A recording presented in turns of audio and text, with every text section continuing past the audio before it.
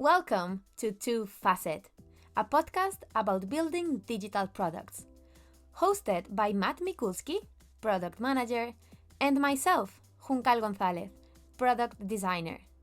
Join us to listen to our conversations about product development and how each role sees it from their perspective. Let's start! Hello listeners, this is episode 2. Welcome. I am Juncal and I'm here with Matt. Hello Matt. Hello everybody. Hi, hello. How are you today? Good. I'm pretty good. I was just booking my tattoo for a trip I'm gonna do next month. So. Wow, that's so yeah. cool. And how are you?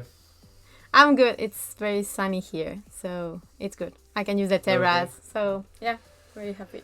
That's true. So, that's true. yeah. It's sunny to hear. Yeah. Okay, let's start. First of all, I want to thank you, our listeners from episode 1, from their support, and I'm happy episode 1 was quite okay, and now we are recording the second. So what do we have for today? We have a few topics, right, Matt? Yeah. It is quite of a pressure as we were talking that we have listeners now, but yeah. Let's play with it. So today we were thinking to talk about things that are problem, solution, and product market fits. So different stages of your product, startup, or a company. And then in the context of each of them, we will talk a bit about how you build strategy in each of those stages and how this reflects in the work of a product team. Am I right? Yes, this is the topics we've prepared for today, so I hope you like them and you find them interesting. Let's see how it goes. We are going to freestyle a bit, as usual. First of all, before you start, I just wanted to say that I learned about this thanks to you. And that one thing that I found about all these things you're going to explain to us is that strategy can be very creative as well. And probably I'll bring the topic again later for if someone's interested. So, yeah. yeah, good to hear. Yeah, and I hope it's not gonna be me explaining. I don't want this one to end as an interview. It should be the discussion. Go back to the beginning. So, why did you come with this question in the first time? Okay, so yeah, I was starting to learn a bit of business. So this is one of the things I've been doing the last year to keep growing and stuff. And I was learning a bit about this problem market fit and solution market fit. And as I said, I saw that it was really creative. And I mean, really creative, that you need as well creative skills to do that. That's on one hand, so I found that very interesting because I thought strategy was more like numbers and a cold thing, and it's not really like that. And then on the other hand, because I started realizing that it's very important as a designer or any professional to understand in which stage is the product that he's working on. Like, am I working on a product that is just starting, or is it already developed, or are we like growing? Is it already grown? So I started realizing this will be very important for me to keep growing and doing better work. So this is why I came to you. Like, hey, what do you think, Matt? Tell me, explain with your words what is this and how we do it in our company. Yeah. Okay. That's a good background and good context to start with. And I guess while reading online about this stuff, you can find many different definitions or like approaches to what it is and how you should solve it. I like to think about all of these things in like super simple terms. So let's start with the first one. So it's called problem market fit. So I'm thinking about it like first you need to find a problem that you want to solve, right? So you want to have a company, startup, a feature, and they always come from something. So there is some need, either a problem of a customer, or a sales request, but sales request is also a customer problem at some level. You can find something from the research, or you just have the next amazing idea for a startup that serves some need, so it solves some problem. So everything that's like problem market fit, it is around trying to verify if you have problem worth solving. So it's like, is it a real problem? So you may think about it as asking questions to yourself of, am I only person that has this problem? Or can I find other 10 people with this problem? So is it really a problem, or am I just imagining it? So sometimes you can have a thing like, you look at the product that exists somewhere for some other industry, and you look at it and you say, oh, in my industry we have this solution that's automated flow of something. But it's not always replicable, and it's like, okay, it's not a problem. I imagined this as being a problem, but the real users doesn't have that problem.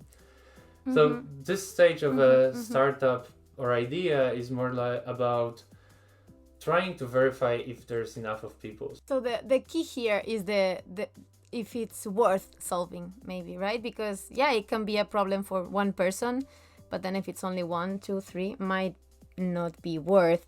So I find this tricky. So how can you decide if it's worth, right? Like, is it the potential money you can get? Is it the amount of users? Is it, I don't know. That's a tricky one to discover, I think. Very good question. So, for example, when we are thinking in Doc Planner about new features or new product lines, for us, products like a problem gonna be worth if we're gonna find few thousand doctors willing to pay for it in a given country. And then, in this scale, we're gonna research that heavily in a given country. We're gonna contact the customers. We're gonna check competition. We're gonna run a full research to check the market potential of a problem if we identify any and we would like to launch it. And then, with your resources, you can scale it up or down. I mean, there are bigger companies than us and they spend much more time on R&D. But they're also smaller. So when you're like working on a startup level or a feature, you need to base on what you have. So maybe you will common sense. So if you go to 10 people and 9 of them say like, hey man, that's like silly thingy, big chances, like there are some chances you're this visionary that just imagined like a next best thing, and those people just don't see the bright future in you. But statistically, there are big chances you're just wrong. So, and I'm not saying this is the science and it needs to be 10 people. What I'm saying is, at the beginning, you always should think about, is it worth for you, and if it's enough market, or is it really a problem worth solving. So, and it may be worth for you even if there's nobody wanting to pay for it, and you're gonna go open source, or you're gonna be Yeah, I get what you mean. Like, there's not like a final way of defining when it's like a problem worth solving. It can depend on your context, on what you're looking for, your goals. So it can be different things. But it's interesting that we need to, if you are on that stage, you need to be aware of that you need to try and prove that in a way, right? And not be like, oh, I think this idea is amazing, let's go for it, just because I came up with it. I guess that's the point. But one of my favorite things is the lean canvas. So lean canvas is basically like a graphic representation of your company, product line, startup, whatever you have.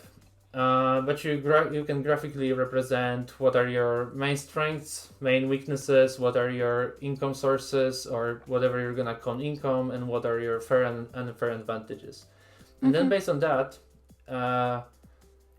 imagine you're working in like validation cycles. So you say to yourselves that this is the canvas I want to see. So this is my future version of my company. So this is reality I want to go to. So this is your goal or objective. And then what you want to do is you want to run few simple and cheap experiments. Cheap, whatever is cheap for your context. So sometimes cheap is just a landing page, and sometimes cheap is running like $10,000 campaign somewhere.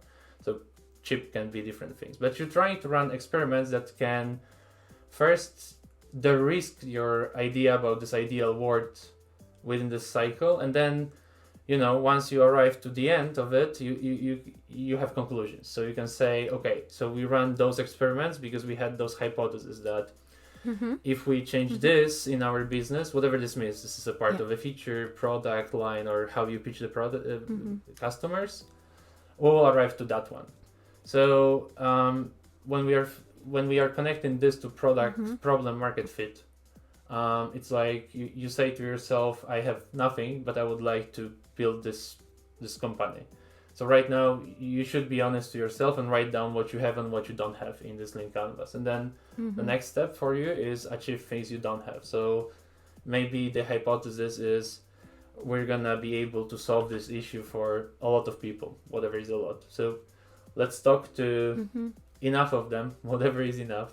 But you can feel it, like, if you hear a lot of no's, maybe there's something in them. I'm not discouraging anybody to stop thinking about things after 5 no's, but it's talking to the potential customers, trying to dig around, maybe bouncing that through your friends. Not every of the friends. If you're building B2B product, your friends not gonna be users, so probably not the best idea. Yeah, and you need to be careful that your friends love you and they will tell you, oh, your idea is amazing, I love you, go for it. Exactly. And might not be real, right? Yeah, and time box it, and do such experiment, and then time box it. So give yourself like 3 weeks to talk to potential customers, and you can find them in Reddit, you can find them in Quora, or you can find them like in your own networks, or any other way. Like, and it's also interesting because let's say you're not able to talk to any of your potential customers in like 3 weeks, a month. That shows something. So maybe you shouldn't be starting building a product yet. Given that you have ready product, but you are unable to anyway contact your main audience, that also may be problematic. So this stage is more for you to the risk if it's worth going, and how many dragons and possible problems may be there along the way. So you will find out, okay, I don't know how to talk to them. Once I talked to them, I understood half of it. Okay, maybe the problem I was trying to solve is not that one. Maybe they have different one. And even from our experience, how many times we were going for something and then we were finding that, we need to build something different. Like, this is not the idea, that nobody cares about this piece. Like, yeah. And we were feeling sure about that, and then you start talking with people and you realize it's really not like that. Exactly. And in this first stage that you're explaining, you talk a lot about talking with the users and trying to see if their problem is worth solving. And this really, I feel it's really connected with the design process as well, or at least it has similarities, because the designers, we are always talking about empathizing with user and finding the solution to their problems. And actually, this is like the first stage in the design thinking process. So in a way, we're doing kind of the same, right? So we are trying to, understand what's the problem, if it's worth solving. So I see a connection. So yeah. Yeah, totally. And it's just scale. So when you're a founder, you're not gonna have Juncal as a designer as well. Yeah, you need to talk a lot to them. In Doc Planner, yes, of course, I do have you. I do have our research team. So there's more researchers, so more people can talk to those customers whenever it's needed. Not meaning I'm not talking to them. It's just we can use more people to talk more and gather more of those insights about more parallel things. But it's super connected to what designers do. Yeah, you're totally right. Like, the resources you might have or need at different stages will be completely different. So on this one, probably will be just yourself designing the link canvas, talking with the users, deciding what to do next. Yeah, but having a designer in a founding team, that's like a wet dream of a lot of startups. That could be helpful. I mean, not a designer that's gonna create. Yeah, another thing that's important here is like probably you shouldn't be investing too much into high level, mock-ups. So you don't need that kind of a design. But like design brain in terms of trying to decompose discussion you have with the customer or with potential client or your friend. So it's a skill. Not everybody has it. And then having someone that have this DNA that can talk to someone and then try to decompose what is the real problem the person was trying to explain is amazing skill. So yes, if you can find someone like this early on, then yes, please do that. That's always good. Good advice. And would you say, now I'm wondering, would you say that is it possible to find the problem market fit without any visual design, without any, I don't know, wireframe mockup, first MVP, whatever? I don't know. Depends on the scale you want to get. So let's say I'm doing a lot of weird projects on the side from time to time, and usually when I want to check if I want to invest more time in them is I'm running a campaign. So my minimal for running a startup as a site is if it can generate like at least 400 euros recurring monthly revenue without maintenance. So I can set up an ad campaign that's gonna have X conversion rate compared to the cost, and I don't need to touch code too much, and this one service doing thingy can run there and then generate at least that amount. I'm not super successful with it, by the way, but that's my criteria. So that's my criteria. Every time I run something, I set up the landing page, I pay like $100 to ads, and then I see what's gonna happen. So if I can get enough people to try to subscribe or register, then I say, okay, I can invest a few months of my life to do that, because I take the number of people, the visual price I displayed through the ad, and then I say, okay, this is how many of them I can say. Plus, I get usually few email addresses, so I can always write to those people and follow up in case I really want to start that one. So this is the first experiment I run every time I have an idea and first 3 lines of code about how it may work. And then if something surpasses, I invest the time, because for me it's, this is a problem. It's a problem. I think I may have a solution. That's other stages we'll talk about in a minute. And then, worth solving, so let's now invest time into development over hours or whatever I have time. This is really interesting, as I said, because I love the topic of finding the real problems of the people and of the users. So I love this stage of the strategy. And let's say you already found it, okay? So what happens next? We have problem market fit. What happens next? What do we do next? So now's the moment, and I know a lot of people try to mix those two, but I do like to divide them. So now there's something called solution market fit. So you may found the problem, and of course, the first moment you had this idea, you had a solution in your brain. Everybody thinks like this. Like, I don't believe people thinking pure problem form at the beginning. They always know what they want to get produced, and then it's all about getting other views. We've had this conversation as well. And it's gonna be about it later too. But it always starts from idea, and you have some solution in your brain. But I highly encourage to first try with the problem. So really going back to what you want to solve and discuss that one, and then go back to the solution.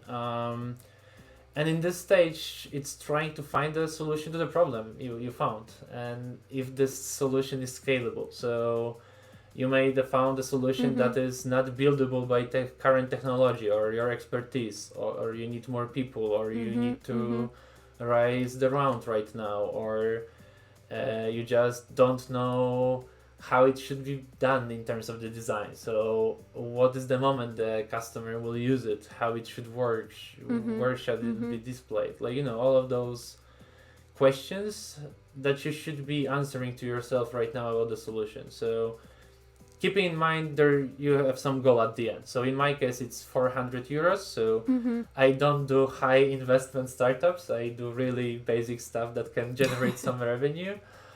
But in different cases, it may be some revenue, some number of users. In startup case, I wouldn't focus here too much still on any revenue or anything else. So this is the moment when it's about to try to get some initial traction. So you have your problem, and now you maybe in parallel you've been developing the solution already. So you have some idea and you started developing that. In a startup, you may or may not test first mockups, but let's say you have a working solution version beta. This is your moment. So you launch your beta version, you try to get users, and you try to not collapse. Different approach can be, trying with mockups.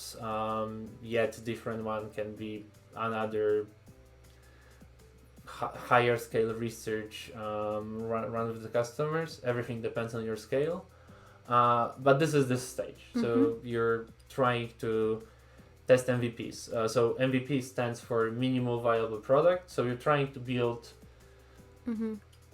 or maybe not, depends again on the context. But I would advise to build first something small and easy to build.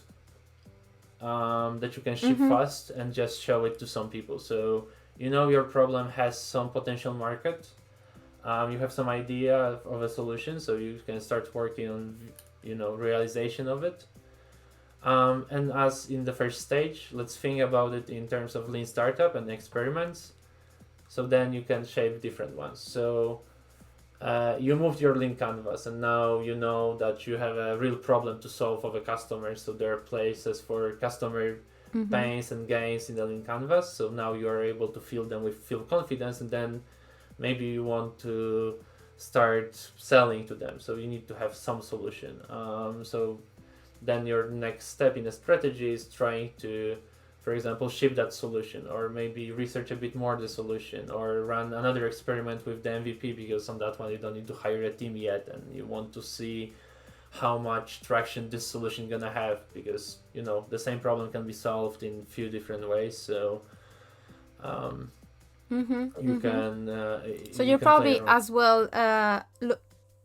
Yeah, sorry. Sorry, go. Yeah, so you're probably as well checking the feasibility, right? Of so course. if it's technically feasible. Yeah. Yeah.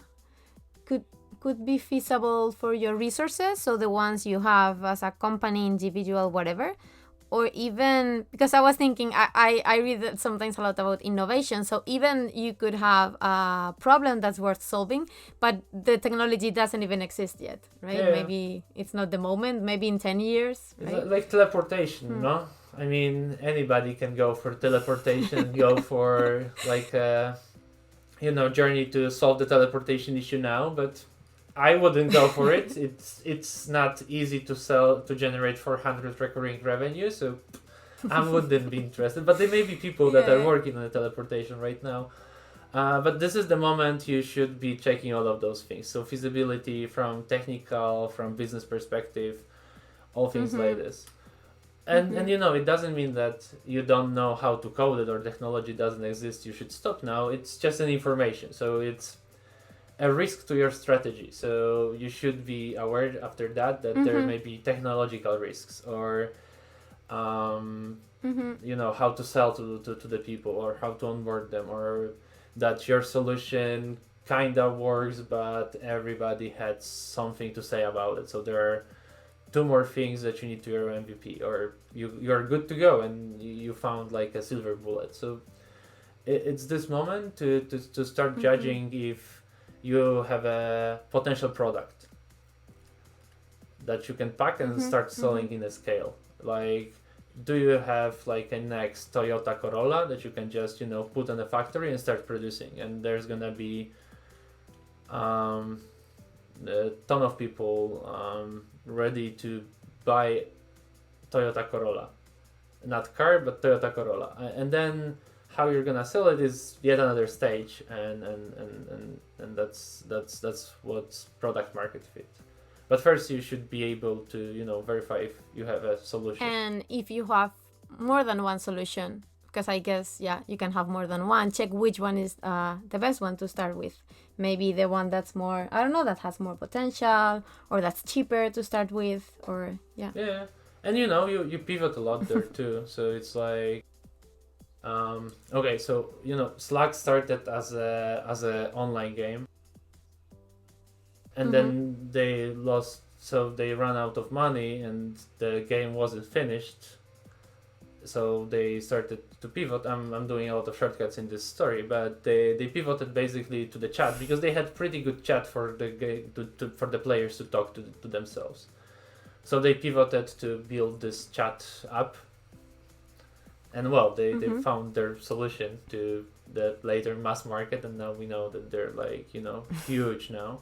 But it's that. So you may have an initial idea and group of users, and you start working. So what you want to get here is early adopters of your whatever. So you want to have an MVP, and you want to have like early adopters or some users willing to start using it. Or first people listening to your podcast as well. Can this count? For example, first, exactly. So first few subscribers, it's okay as long as you so. You should have some goals and then judge to yourself if it's enough, or you do it for fun as we. So totally this one. Cool. Okay, so let's say we launch our MVP, whatever, with our resources, something that's feasible. We have a few early adopters. Then what we do next, or how do we move from there? Yeah. So the next stage is called product market fit. And in this one, you basically try to find a replicable business model. What it means is like you want to find a way that you're gonna build this Toyota Corolla. So you have your product, so you have your solution. Now it's time to pack it and try to start getting traction. So if it's like B2C product, like marketplace, that requires buyers to come to sellers or whatever, you need to start getting those users some way. So this is the moment you focus more on how to start getting users, how to convince them. If it's B2B product, this is the moment you start selling. So, every company at some moment should monetize. I would say start selling from the beginning. We all know companies that are free forever and then they monetize different way. But you try also to find this monetization moment. So, it comes from the name. So you have a product, and now you try to find a market for it. And market is judged by a replicable business model. So every month you can bring the same amount of money or more, or, you can predict how much money you're going to bring each month. If we go to Excel level. So I guess you first need to find the market to then scale. You cannot start like, I'm going to sell 10,000 tomorrow and do your business plan like that. You really need to do this stage first. It depends on the product. So there are products that doesn't make much sense if they cannot get fast traction, or you don't have like a good idea how you're gonna scale them in terms of usage. So Instagram wouldn't be useful with 100 users, so or Snapchat. So those companies spend a lot of money online right after lunches just to gather a lot of people. Like Instagram was exclusive for iOS for a few years and was building buzz around it only through that. So because those were more hip people and things like this, or queue systems. So there are a lot of crazy hacks and better and worse ones how to build it, but you try to generate some buzz or some traction. So you should be able to attract some people here to say to yourself that you achieved product market fit, and you say, hey, our product is really stable and we sell it. Like product market fit is like iPhone. So yes, we can predict how many iPhones gonna be sold. Like it's stable business. And so now so what I'm going to say is that in this stage you already have a product. I'm saying this because at the beginning you were saying that in the first stages you should not care too much about getting into a very high detailed maybe designs. If you're doing on a digital product, you can start with something simple, as you said, with your experiments. But now for the product market fit, you should already have a product. So probably now you need more resources. So you have a robust digital product design wise. So probably you already need a team, even if it's a small one, like 2-3 people. Well, it depends on the product maybe. No, that's also true. I jumped a bit because with this one I said once you achieve it, you're this unicorn thingy that hey, you have already business model and you run. But in order to achieve it, yes, of course. So in a previous moment, you've been in MVP. So you have minimal set of features, some crazy design and things like this. So I guess this is the moment a lot of founders try to find investing to pump some money, and depends on your situation if you can bootstrap or not, or maybe with just your own expertise you can go on it up and start developing the product more. But the way is like once you achieve the solution market fit, this belief that you have a solution that has a potential market, you know your features by then. You talk to some early adopters, so by now either you've been selling or you have a salesperson, or you have few users that are using that for free, but you have this feedback loop. So maybe you are able to attract the first investors, or you may be able to bootstrap and hire more people and start thinking about building this more robust product.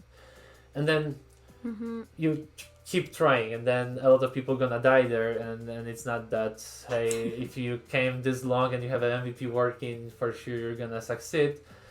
Not everybody gonna succeed, but now the full focus in the strategy is like on getting to the revenue as fast as possible, I would say.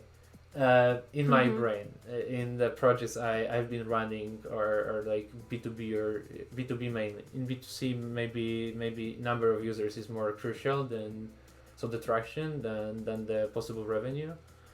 But yeah, to tell yourself that your product has a product market fit, you need to have some revenue or crazy usage. So if we are thinking about feature, let's say, so we are building feature in existing product, it's like you've been testing it if it's worth selling with your current customers, right? So then you test that if you have a solution. Once you launched, you should see enough people to make you happy to use it, to say like, hey, we have a product market fit, so our feature is used by customers. New customers come, they see the feature, they are super happy with it, they know how to use it. This is the moment in like a feature life. So then you can try to imagine scaling that more to whole product, and then whole company, and then product lines. This is the same feeling you want to get, but from a bigger perspective. So you want, at the company level, like Doc Planner, you want to see that if we tomorrow selling our video consultation product, we will see that they can get some conversion rate and just keep selling, and not that they will be burning like 100 leads and sell nothing. So if we see that they can go and keep selling each month and there is no huge issues with that one, we'll say, hey, we have product market fit. This doesn't mean the product is perfect, it just means we have we found a business model and we found a way to sell it to the doctors in our case, and then it's improving and improving and improving until the end of the life. So as you say, it's a bit of a process to reach it, and then after that to start scaling, right? I guess after that you scale as a process. That's whole another problem to talk about, how to scale. Whole another thing.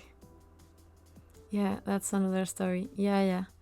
So I'm trying to imagine like how would be the path of a designer if he would be working on these different stages of a product, because maybe at the beginning it can be just one person, or as you said, even the founder just doing the designs and stuff, and then later on, probably once you have the product and you have more users and a bigger product, you might need start thinking about these design systems and stuff like that. So because here probably it becomes more important to have a consistent experience, to have more quality as well.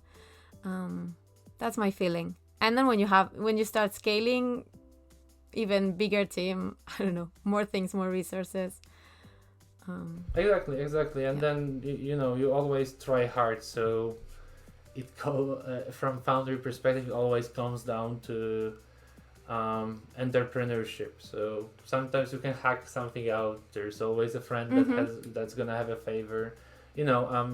So for example, guys that were building a base camp, their CTO, the now CTO, back then the only developer, was working 10 hours a week on Basecamp. So they knew they don't have, like, they need to preciously use that time to build something because it's only 10 hours a week.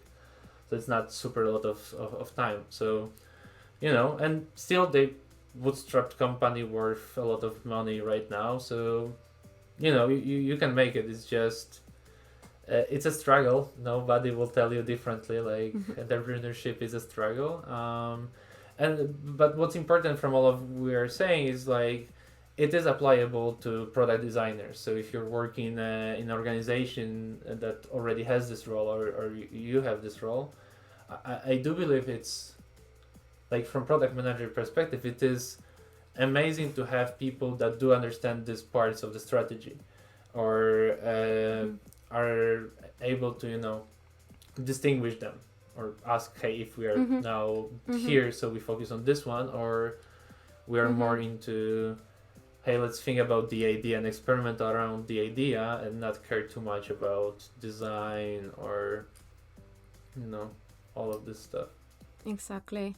Yeah, I do think as well that it's very important for us as designers, or maybe any other similar role of building products like a developer, to understand this as well before you accept or enter into a project or a company or something. So then you know what to expect, as you say, what's going to be expected at that stage, what's going to be needed, what's going to be the focus. Because, yeah, as we said at the beginning, it's not important to have a design system maybe, and the focus is more on moving fast on experiments. And then maybe once you are on the market and once you want to scale, maybe you really need to be different from the others, and UX can play a big role in there. So just understanding this and being aware. Yeah. Yeah, I do believe so. And I would say that, like, from my past experience, so I've been here for a long time in at least Dog Planner, so from super early stage to the current stage. And then what's funny enough in our journey is that we've been always promising ourselves all of these things, like, hey, at some point we'll have designers, and at some point we'll have researchers, and at some point we'll have something, and at some point there's gonna be something. And now it's a realization moment, but I would say that during that path, there were a lot of moments when we said to ourselves, oh, we are lying, we're never gonna do that, there's never gonna be enough money, time, or whatever. So keep pushing, it is possible. Like, at some moment you may arrive to this moment, and yeah. But it's very exciting as well. I love being in the first stages as well, even if it's just experimenting or low resources. It's exciting as well. It's just understanding the differences. That's valuable. Yeah. What I mean is, I remember years ago having discussion with David Liberatsky, our head of design, about, our UI is so inconsistent, we should build some design system. This is bad, we are not doing that, it's gonna crash us in a week. And then we lived for 8 years. David was happier and less happier depending on the year. But we arrived to UI kit that's amazing, and then we are consistent and all of the designs are easy, and now is right moment. What's important is also those problems will come and they will hit you, and they will hit you in the right moment. So just wait for them. It's like, as a founder, product manager, or a product designer, you have enough problems to solve at one day. I mean, come on.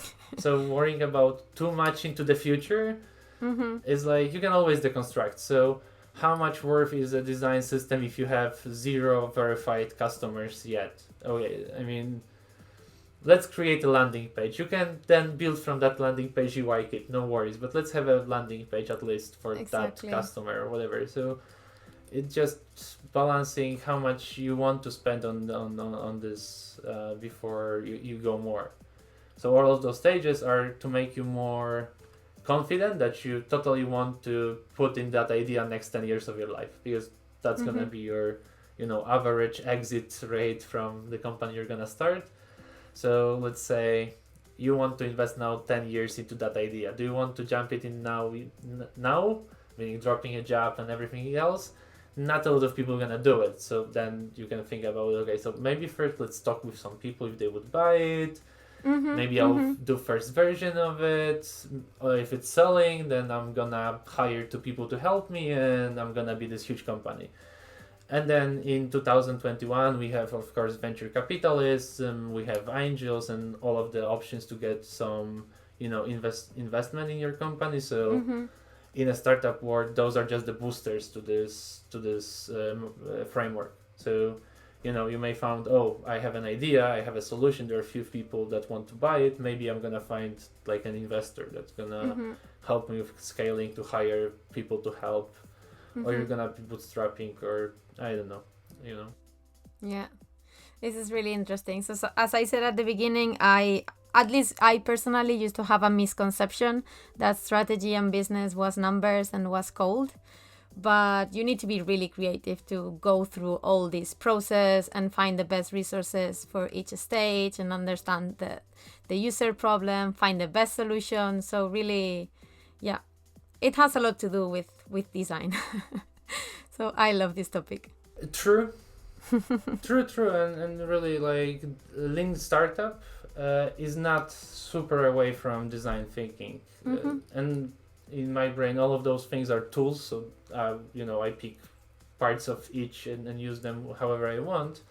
But all of those techniques, frameworks, they come to the same conclusion. So if you want to run a business, you need to have someone that's gonna pay for that business, and there need to be enough people so you're gonna make a living out of it, and all of the people that helps you do it. So Yeah. there's only so many ways.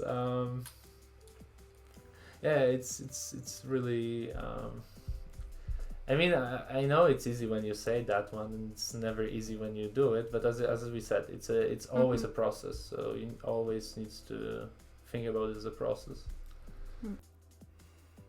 Cool. So interesting. Today's conversation, really. Cool. So I think it was really interesting, the conversation we had today. I liked it a lot. What we did. Maybe let's wrap up for our listeners, so it's easier for them to remember what we talked about. Yeah, of course. So we talked about 3 stages of your product or feature or whatever you're building. So in the first one, you try to validate if there is a problem worth solving. This stage is called product market fit. If there is a solution that so once you verify it and you are able to find a solution that people want to pay for, and you have some minimal viable product, you may say that you achieved something called solution market fit stage. Once that's achieved, your next goal usually is to build a business model. So you start validating your business model with different approaches to what you sell, how you sell. And once you see you have a replicable business model and you can continuously sell to customers, you can say that you have a product market fit. And from there is a scaling that we will for sure do another episode on. And Juncal, how about from design perspective? What would you say? So from my side, I would say that it's very important for designers to understand in which stage the product is, because the needs are different on each one of them. So yeah, probably at the beginning you will need very advanced stuff in design, I would say, and maybe more like experiments. And then from there you will be needing different things like design systems or UI kit. So it's very, very interesting to understand the needs on each of the stages. And I will also add that for me, this is a very creative part of the strategy, understanding these 3 stages. yeah. But there's also Excel always beneath it. Like I'm trying to make it as sexy as possible, but there is always some Excel at some point Some somewhere. Excel. So Okay. Maybe I yeah, haven't though. seen enough Excels and I still think it's pretty and creative. If you ask my friends, I'm the worst person you can ask about Excels and the pure numbers part. But maybe we're gonna invite someone someday, like CFO, to tell us how you do it from Excel perspective. How you do the numbers, and yeah, that's more boring. I guess I've just focused on the fun stuff, on the cool stuff. So for now, for me, that's good. Yeah. Okay, so thank you for this episode. Hopefully it was good to listen. Thank you, Juncal, for the talk. Thank you, Matt. It was really nice. See you. Yeah. See you next time. Bye. We hope you enjoyed this episode. If you want to continue the conversation and challenge our thoughts, mention us on Twitter. We are at 2Facet Podcast. If you have any questions you would like us to answer in the next episodes, send us an email to 2facetpodcast@gmail.com. And if this content was useful for you and you would like to support our work, there is a few simple things you can do. Share it with anyone you think may benefit from this content. Subscribe or follow the podcast in the platform where you are listening now. And if you are on Apple Podcast, a rating and a review will be much appreciated. Thank you for listening, and until next time.